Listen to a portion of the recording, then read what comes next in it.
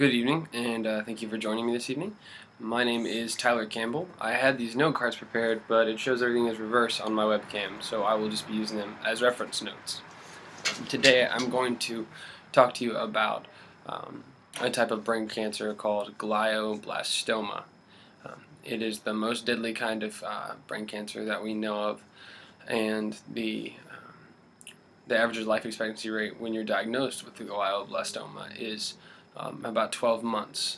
Now, there's only been actually one person to survive the cancer of glioblastoma.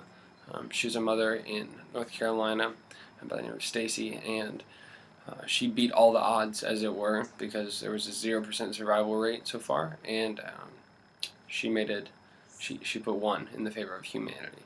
Now, glioblastoma is a very severe condition of cancer. It's very rapid growth of a brain tumor, and we've had some recent developments with the glioblastoma where we've had people who move to Oregon, and whenever they are terminally ill, they are allowed and prescribed by doctors a specific cocktail of drugs to take all at the same time to take their own lives. And Brittany Maynard, actually, this past November 1st, was one of the first people to publicly announce that she was taking her own life due to glioblastoma cancer.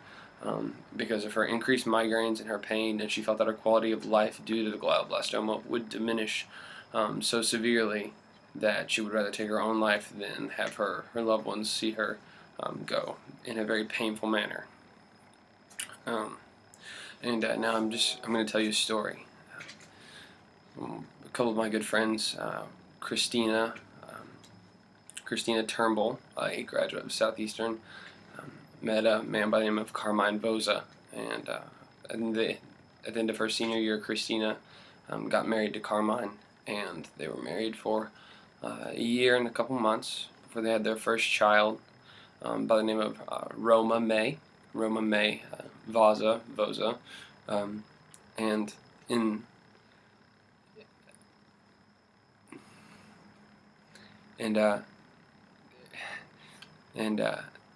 Carmine was found 2 months after Roma May was born, on the floor unconscious, and his wife Christina immediately called the ambulance, called the hospital.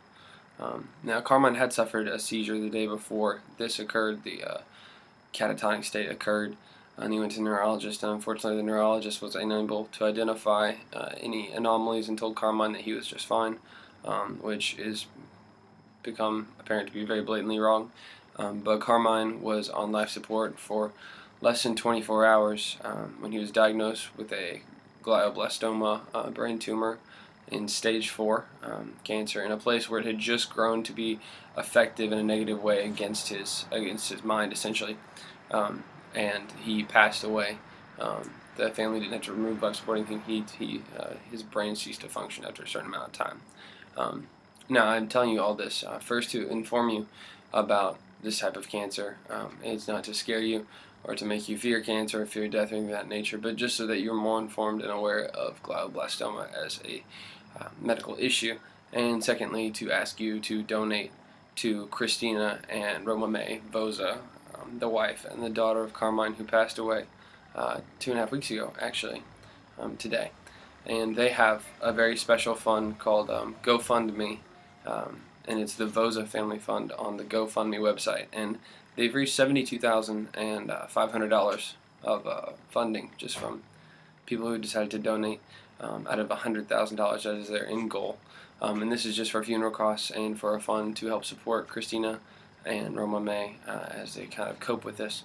And you can either Google Vozza, V-O-Z-Z-A, Family Fund, and it should pop up. Or you can go to www.gofundme.com/the Vozza family.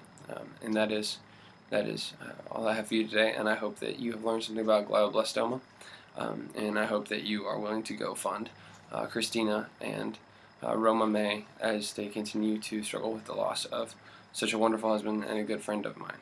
And I apologize for my outdoor conditions. I had no other choice as to the roommates were cooking and all that thing. So have a wonderful evening. Thank you so much.